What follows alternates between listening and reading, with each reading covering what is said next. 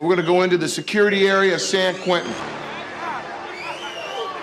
In the unlikely event that you're taken hostage while you're inside the prison, the state of California will not negotiate your release for an inmate's release. Welcome to San Quentin Rehabilitation Center, better known as San Quentin State Prison. A place where even the walls have stories they'd rather forget. This isn't just any prison, it's the end of the line. A fortress of despair that has housed some of the most notorious criminals in history, including infamous names like Charles Manson, I'm a tramp, a bum, a hobo, and Richard Ramirez. I think most humans have in them the capacity to commit murder. At one point back in 2015, San Quentin held almost 700 inmates on death row, making it the largest condemned unit in the Western Hemisphere. It was where the state's most dangerous offenders used to await their fate in cells barely larger than a parking space. From the twisted minds of serial killers to the cold calculations of gang leaders, the eerie hallways of San Quentin have seen it all. If these cells could talk, they'd probably scream. Here, survival isn't about ticking off days. It's about making sure those days don't crush you. What survival tactics can mean the difference between life and death within San Quentin's treacherous social hierarchy? How did one inmate's fate become eerily entwined with the very gas chamber he helped construct? And how did the pandemic expose the prison's darkest vulnerabilities, turning it into a ticking time bomb? To uncover these chilling stories and more, make sure to hit that subscribe button. And if you have any prison survival stories, let us know in the comments. San Quentin opened its iron doors in 1854, making it California's oldest prison.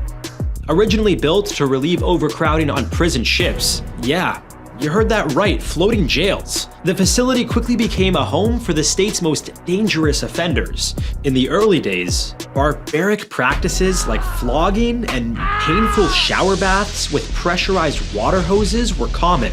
Hangings were public spectacles, drawing crowds eager for a morbid show. Between 1893 and 1942, California's preferred way to deal with death row was the hangman's noose, snapping 215 necks in total. With a history stained in blood, it's no surprise the inmates had a fond nickname for it: the arena. In 1938, the gas chamber was introduced and tested first on a pig, which disturbingly took 34 excruciating minutes to die. So much for quick and painless. And the guards were just as notorious as the inmates. Take Amos Lunt, for instance, who conducted 24 hangings over 5 years. He warned his successor, Frank Arbogast, about haunting voices and hallucinations. Lunt later ended up in an asylum, proving that in San Quentin, even the executioners weren't safe from the madness. Then there's Alfred Wells, an inmate who helped build San Quentin's gas chamber. After returning to society while on parole for armed robbery, he began dating his half-sister, which sparked a violent family feud. Wells murdered his half-brother's wife, and their younger friend. And sure enough, he found himself back at San Quentin, but this time on death row. In 1942, he was killed in the very gas chamber he helped build. Yeah, talk about building your own destiny. But San Quentin isn't all doom and gloom, believe it or not. In 1969, Johnny Cash performed live at the prison, a concert that was recorded and became one of his most iconic albums, Johnny Cash at San Quentin. He even debuted the hit song A Boy Named Sue during his performance. Perhaps the ultimate survival tip is this: even in the darkest corners, never miss a chance to find your soul and rhythm. But enough about history. Let's imagine, hypothetically, you've been misunderstood by the justice system. Or perhaps there was a case of mistaken identity and now you're on a one-way trip to San Quentin. How do you survive a place designed to break you? Picture this. Your first day begins with a security clearance that's more intimate than your first colonoscopy. Fingerprints, mugshots, and a fashion downgrade to basic blue denim. They pick you up butt crack of dawn, man. That's before you get on the bus, of course. You gotta get shackled, belly chains, everything. As you walk the echoing halls to your new studio apartment, a 4 by 10 foot cell, the reality sinks in. Your fellow inmates warm up to you with grueling once-overs and casual threats. Welcome to your new home. Friendly advice: avoid discussing politics, religion, or who controls the TV remote. At dawn, you're greeted by the sweet serenade of clanging metal and distant shouting. Roll call is mandatory and bright and early. If you're not a morning person, well, you will be now. The food has improved over the years, but don't expect restaurant quality here. Meal times are strictly regimented and reflect the unwritten rules that govern life here. Inmates tend to eat with their own racial groups, and seating arrangements are enforced by inmate codes. As Louis Theroux observed during his visit, violating these unspoken rules can have serious consequences. Ooh, I can't tell you the code, you gotta know the code. I'm saying the whole cell might beat you. Why? That's the code, I don't know, that's what I'm trying to tell you. You gonna have to figure out why. Navigating the yard is like walking a tightrope over a pit of hungry lions. Exercise is essential, not just for your health, but to show you're not an easy target. Just remember, the weight benches aren't the only things that can crush you. Gangs are a reality here, each with its own territory, codes, and extreme ideologies. San Quentin is controlled by formidable factions like the Aryan Brotherhood, Black Guerrilla Family, Mexican Mafia, and the Nuestra Familia. These aren't just street gangs, they're shadow governments. Their ironclad codes dictate every aspect of life, like who you can talk to, where you sit, and even which shower you can use. Violating their unwritten laws is met with swift and brutal retribution that makes solitary confinement look like a vacation. In here, picking a side isn't about loyalty, it's about survival. Neutrality is a safe bet, but sometimes choosing no side is the quickest way to stand alone. Different races have different areas? Yeah, that's like the black area over there, the Norteño area over there, white area over here, Indians over there. We keep it segregated. If you've managed to find a group to fit in with and haven't started a turf war, then it's time to find some activities. Afternoons are for work assignments or educational programs. You might make license plates, join the basketball team, or take classes. Keeping busy isn't just a way to pass the time. It's a strategy to avoid becoming part of someone else's agenda. For some people, these programs are a way out. But more on that later. Dinner time at San Quentin is a highly orchestrated event. With nearly 5,000 dinner meals served each day, the culinary team works tirelessly to prepare the food. But this is where the real challenge begins. As you navigate the crowded room, you're keenly aware that where you sit isn't just about comfort. The hall is a patchwork of territories, each claimed by different gangs and racial groups. One wrong move, like sitting at the wrong table or in someone else's spot, can ignite tensions, turning a simple meal into a matter of survival. In San Quentin, even dinner comes with a side of danger. As the sun sets, you return to your cell. You should count your blessings if you've made it back in one piece. Lockdown commences and the prison's spine-chilling quietness settles in.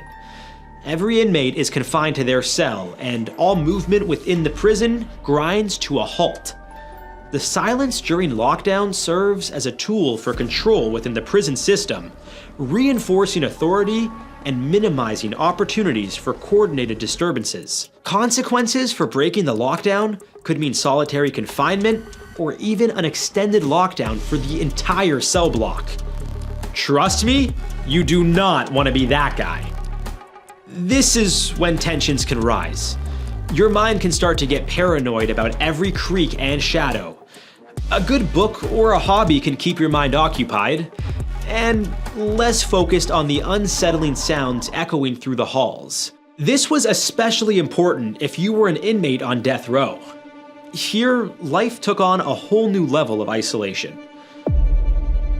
Confined to a tiny cell, every movement was monitored. You'd be stripped and handcuffed for even the smallest infractions. One inmate remarked, "I don't think lions and tigers should be locked up like this."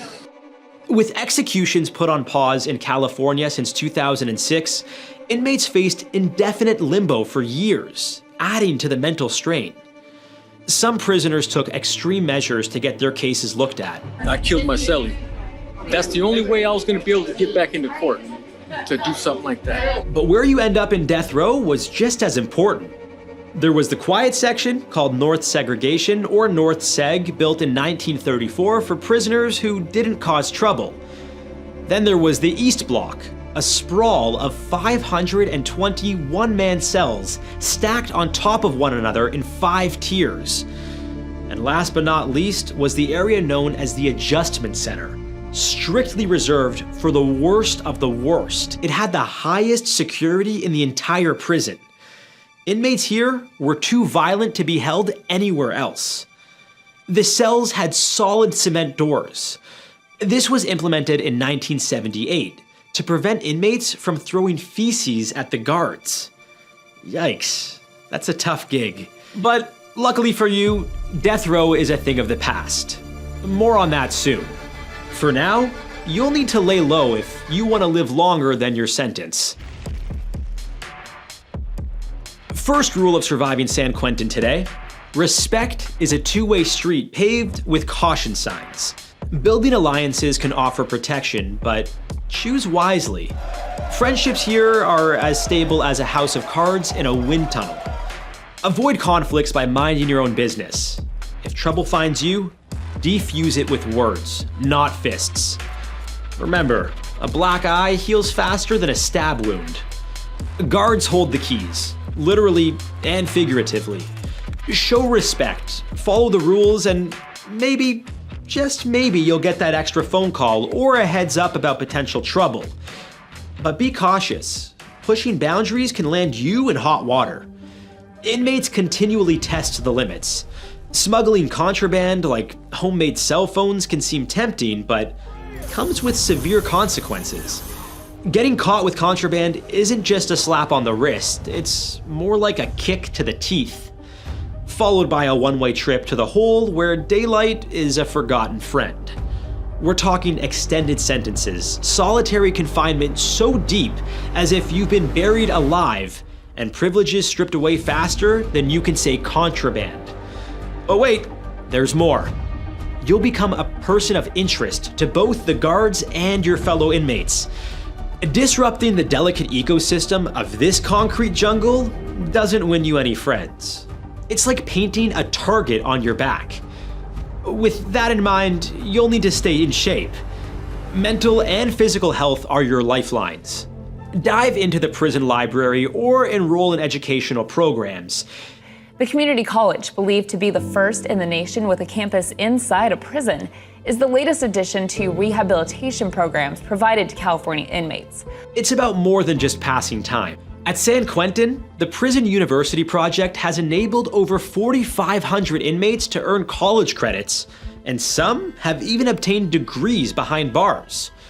Education here isn't just a privilege, it's a lifeline that can redefine your future.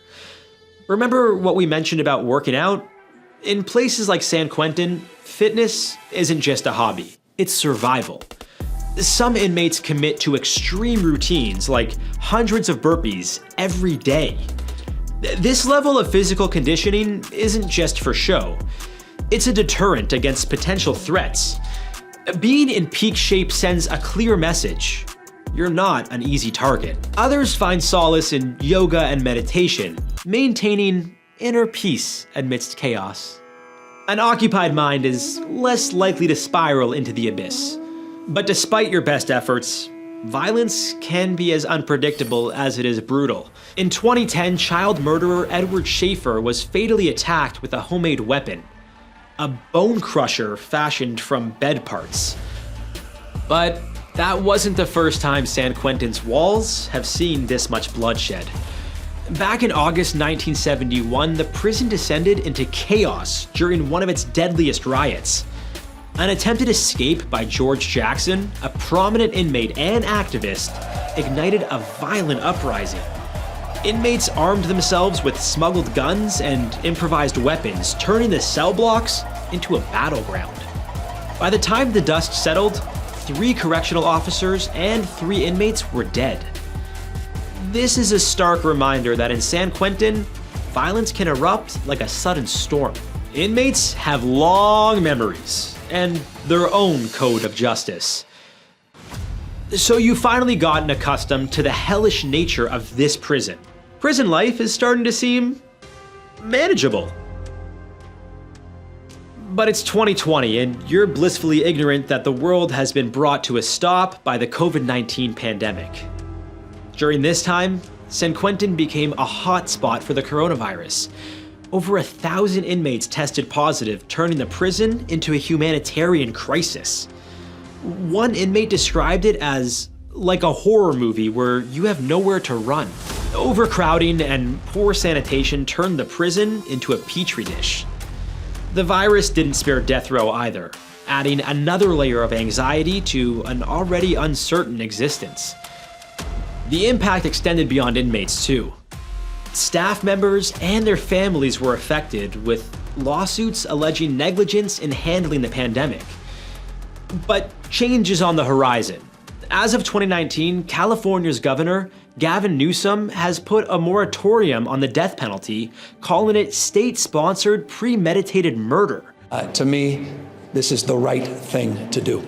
For the first time in California's history, eligible individuals on death row can now be placed in general population areas, where they have increased access to job opportunities and rehabilitation programs similar to inmates serving life sentences without parole.